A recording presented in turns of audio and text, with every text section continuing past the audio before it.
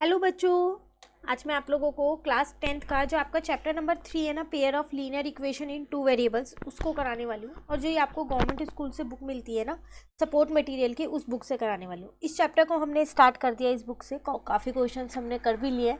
तो आज हम देखते हैं हमारे को कहाँ से शुरू करना है। तो अगर हम देखें तो क्वेश्चन 35 तक हमने कर लिए थे। तो 35 तक के क्वेश्चंस की वीडियो जो है वो चैनल पे अपलोड है, आप वहाँ से कर लेना। इस बुक के और भी चैप्टर्स हमने कर रखे हैं, जितने भी चैप्टर्स हैं सारे चैप्टर्स कर रखे हैं, सबकी प्लेलिस्ट बनी हुई है। तो बाकी के चैप्टर्स भी आप कर सकते हैं इस बुक से, ठीक है। चलिए क्वेश्चन फिर 36 से स्टार्ट करें। इस क्वेश्चन में आपसे क्या कह रहे हैं, solve the pair of linear equation. दो इक्वेशन दे रखी है आपको यहाँ पर, ठीक है। उनको आपको क्या करना है, सॉल्व करना है।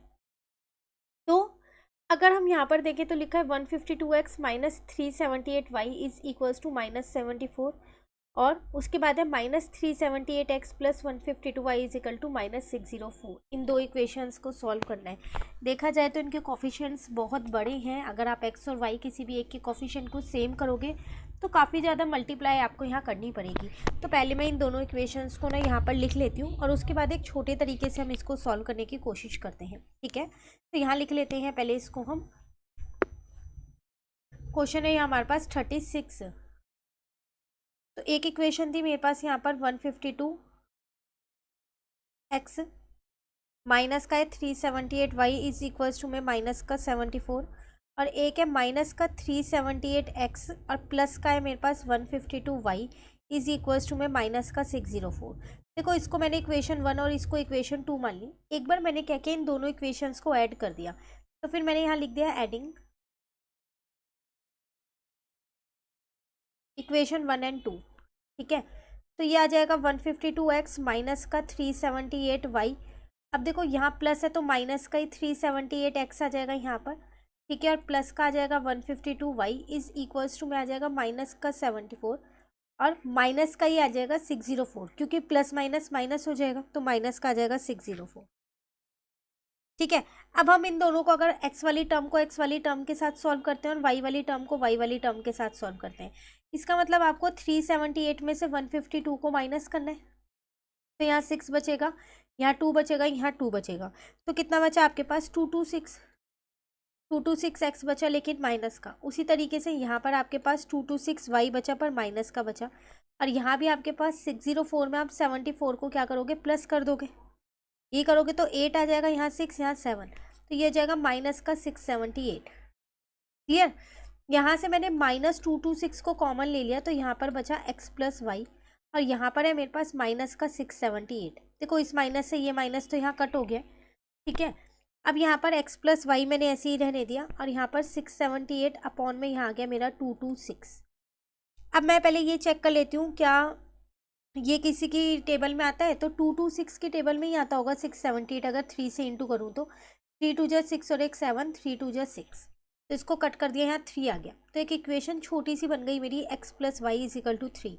एक्स और वाई किसी भी एक की वैल्यू नहीं निकली, पर एक इक्वेशन और बन गई है, ठीक है। इसको मैंने अपनी इक्वेशन 3 ले लिया। अब एक बार क्या करती हूँ, इन दोनों इक्वेशंस को जो मुझे क्वेश्चन में दे रखी थी उन्हें सब्ट्रैक्ट कर देती हूँ। तो यहाँ लिख देते हैं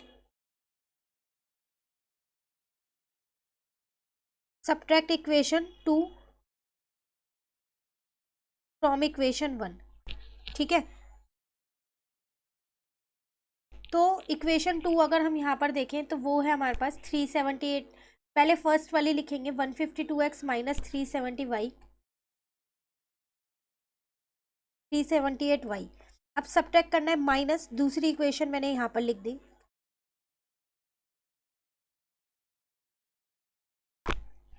ठीक है।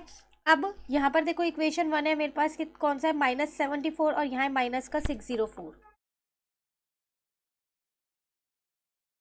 ठीक है। अब ये हो जाएगा मेरे पास 152x माइनस का आ जाएगा 378y, फिर यहाँ हो जाएगा मेरे पास प्लस का 378x, अब माइनस का हो जाएगा मेरे पास 152y, यहाँ पर आ जाएगा माइनस का 74 और प्लस का हो जाएगा 604। क्लियर है। अब इसको इसके साथ सॉल्व करेंगे तो एक देखो, ये दोनों ही मेरे पास यहाँ पर प्लस के हैं, तो 378 में 152 को प्लस कर देते हैं। 5 + 2 10, 7 + 5 12 और एक 13, 3 4 और एक 5, तो अब आ जाएगा मेरे पास 530x। ठीक है, और ये दोनों मेरे पास माइनस के है, लेकिन होगा तो प्लस, बस साइन माइनस का लग जाएगा। क्लियर। अब यहाँ पर 604 में से 74 को माइनस कर देते हैं 0, यहाँ पर 10 में से 7 गया 3, तो यहाँ बचा 530। यहाँ से मैंने 530 को कॉमन ले लिया, तो क्या बचा मेरे पास x minus Y is equals to में आ जाएगा यहाँ पर 530। अब ये उधर जाएगा तो 1 बन जाएगा, तो x माइनस वाई की वैल्यू मेरे पास कितनी आ गई, 1 आ गई। क्लियर है, ये मेरी इक्वेशन बन गई है यहाँ पर 4। दो इक्वेशंस मैंने बना ली, एक इक्वेशन 3 एक इक्वेशन 4। अब इन्हें सॉल्व करते हैं, तो यहाँ लिख देते हैं सॉल्विंग इक्वेशन 3 and 4। ठीक है, तो equation 3 x plus Y is equal to 3, और ये है मेरे पास x minus Y is equals to 1। Solve कर लेते हैं, ये देखो कट गया यहाँ पर, ये आ जाएगा 2x is equals to 4, x की वैल्यू यहाँ से 2 आ गई। इसको पुट कर देते हैं किसी भी एक इक्वेशन में, तो पुट इन इक्वेशन 3। तो इक्वेशन 3 मेरे पास यहाँ पर है, वो है मेरे पास x plus Y is equals to में 3, तो x की जगह मैंने 2 रख दिया यहाँ पर, तो 2 plus Y is equals to में 3, y की वैल्यू कितनी आ गई, 1 आ गई। x और y की वैल्यू निकालनी थी, इस क्वेश्चन में आपको सॉल्व करना था, ये सॉल्व हो गया। क्लियर। चलिए क्वेश्चन 37 पे आते हैं। अब आपके पास ये वर्ड प्रॉब्लम है, बिल्कुल ध्यान से समझिएगा इसको। क्वेश्चन में है क्या, Pinky scored 40 marks in a test, getting 3 marks for each right answer and losing 1 marks for each wrong answer. Had 4 marks been awarded for each correct answer and 2 marks was deducted for each wrong answer, then Pinky again would have scored 40 marks. How many questions were there in the test? देखो यहाँ आपसे क्या कह रहा है, एक girl है पिंकी, उसके 40 मार्क्स आए एक टेस्ट के अंदर। ठीक है, अब वो कैसे 40 मार्क्स आए उसके टेस्ट के अंदर, उसने क्या किया, 3 मार्क्स उसको मिले हैं यहाँ पर जो उसने आंसर सही किया है, और 1 मार्क्स उसका कटा है यहाँ पर जो उसने आंसर गलत किया है।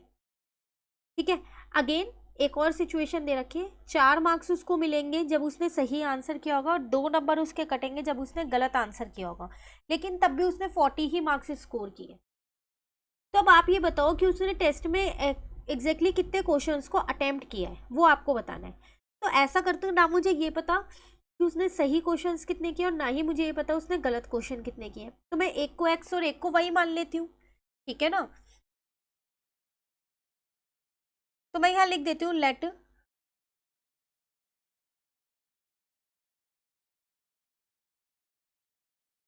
नंबर ऑफ राइट आंसर, उसको मैंने x मान लिया। ठीक है, और नंबर ऑफ रॉन्ग आंसर्स, उसको मैंने y मान लिया। अब अकॉर्डिंग टू क्वेश्चन अगर मैं देखूं, फर्स्ट वाली सिचुएशन में और सेकंड वाली सिचुएशन में दोनों में उसके कितने मार्क्स आ रहे थे, 40 ही मार्क्स थे, और यहाँ 3 मार्क्स सही के थे और 1 मार्क्स गलत का था, है ना। तो 3 मार्क्स सही के 3x, 1 मार्क्स गलत का माइनस कर दिया 1y, टोटल आ रहा था 40। दूसरी वाली में क्या हो रहा था, 4 मार्क्स सही के थे और 2 मार्क्स गलत के थे, तो यहाँ आ जाएगा 4x, माइनस का यहाँ आ जाएगा 2y इज इक्वल्स टू में 40 हो जाएगा। देखो वैसे मेरे अकॉर्डिंग यहाँ पर 40 नहीं होना चाहिए, यहाँ 50 होना चाहिए, क्योंकि अब उसके आप देखो ना 3 में के 4 नंबर मिल रहे हैं अब सही होने के, अब गलत होने के 2 नंबर कट रहे हैं, पर उसके मार्क्स तब भी 40 आ रहे हैं। तो मे बी इस क्वेश्चन में यहाँ पर मिस प्रिंट हो सकता है, पर हम इसे 40 से ही करके देखते हैं पूरा सॉल्व कि कैसे होगा ये। क्लियर, इसको मैंने इक्वेशन 1 ले लिया और इसको मैंने इक्वेशन 2 ले लिया। यहाँ पर आपको पता है कॉफिशिएंट सेम करना पड़ेगा, तो इक्वेशन 1 में मैंने क्या किया है, यहाँ पर 2 से मल्टीप्लाई कर दिया। तो मैं यहाँ लिख लूँ पहले सॉल्विंग इक्वेशन 1 and 2। ठीक है, तो मैं यहाँ पर 2 से इसको मल्टीप्लाई कर दूँ ताकि मेरा कॉफिशिएंट जो है वो सेम हो जाए, और दूसरी इक्वेशन मेरे पास मैंने ऐसी ही लिख दी है। तो ये मेरे पास हो जाएगा 3 2 6x, माइनस का हो जाएगा 2y इज इक्वल्स टू में 80 हो जाएगा। यहाँ पर आ जाएगा मेरे पास 4x, ये वाली इक्वेशन तो मैंने ऐसी लिखी है, माइनस का 2y इज इक्वल्स टू में 40। साइन को मैंने यहाँ पर चेंज किया तो ये कट गया, 6 में से 4 गया तो 2x बचा, 80 में से 40 गया तो 40 बचा, x की वैल्यू कितनी आ गई मेरे पास 20 आ गई। तो इसका मतलब उसने राइट आंसर कितने थे, 20 थे। अब y की वैल्यू निकालनी है, किसी भी एक इक्वेशन में पुट कर दो, तो मैं यहाँ पर पुट कर देती हूँ, पुट इन इक्वेशन 1। तो इक्वेशन 1 मेरे पास क्या है, वो है मेरे पास यहाँ पर 3x minus 1y is equal to 40। x की जगह मैंने क्या किया, यहाँ पर 20 रख दिया, यहाँ पर आ जाएगा 1y इज इक्वल्स टू में 40 हो गया। यहाँ पर हो गया 60 माइनस का 40, इस y को इधर ले गई तो y की वैल्यू आ गई 20। इसका मतलब उसने सही आंसर भी 20 किया और गलत आंसर भी उसने कितने किए थे, 20 ही किए थे। क्लियर है? आपको यही बताना था क्वेश्चन में, हाउ मेनी क्वेश्चंस, तो कितने क्वेश्चंस उसने किए, सही उसने इतने किए और गलत उसने इतने किए। टोटल क्वेश्चंस कैसे पता चलेंगे, दोनों को ऐड कर दोगे तो पता चल जाएंगे। तो यहाँ लिखते हैं टोटल क्वेश्चंस उसने कितने अटेम्प्ट किए, x प्लस वाई, दोनों की वैल्यू ही मेरे पास 20 आ रही है, तो इसका मतलब उसने 40 क्वेश्चंस अटेम्प्ट किए थे। क्लियर? क्वेश्चन नंबर 37 हो गया क्लियर आपका। चलिए क्वेश्चन 38 पे आ जाते हैं। यहाँ आपसे क्या कह रहा है, father's age is 3 times the sum of the ages of his 2 children. After 5 years his age will be twice the sum of the ages of 2 children. Find the age of father. देखो यहाँ आपके पास father है और उसके 2 child है। उसकी जो पहले केस में कह रहा है जो उसकी एज है वो 3 गुना है उन दोनों बच्चों की एज के सम के 3 गुना है। फिर कह रहा है 5 साल बाद वो क्या हो गई, ट्वाइस हो गई उन दोनों बच्चों की जो एज है उसके सम के ट्वाइस हो गई। पहले वाले में 3 टाइम थी, 3 टाइम्स मतलब 3 से इंटू, 2 टाइम्स मतलब क्या होगा 2 से इंटू। तो एज तो मुझे यहाँ किसी की भी नहीं पता, पर मुझे फादर की एज यहाँ पर निकालनी है। ठीक है, तो अब हम क्या करेंगे, यहाँ पर उनको x मान लेते हैं। चलो x या y कुछ भी मान सकते हो आप, तो मैं यहाँ लेट कर लेती हूँ, let the age of 2 children, उनको मैं x मान लेती हूँ, x एंड y। ठीक है, उनको मान लिया मैंने। अब फादर की एज तो इन्हीं से ही निकल जाएगी ना, तो फादर की एज कितनी थी मेरे पास, फादर की प्रेजेंट एज थी इसकी 3 गुना थी ना इनके सम के, तो 3 गुना कर दो इनके सम के। ठीक है, अब आफ्टर 5 ईयर की बात करें तो जो बच्चों की एज है, पहली बात तो वो 5 साल बढ़ गई होगी, तो पहले वो ही निकाल देते हैं।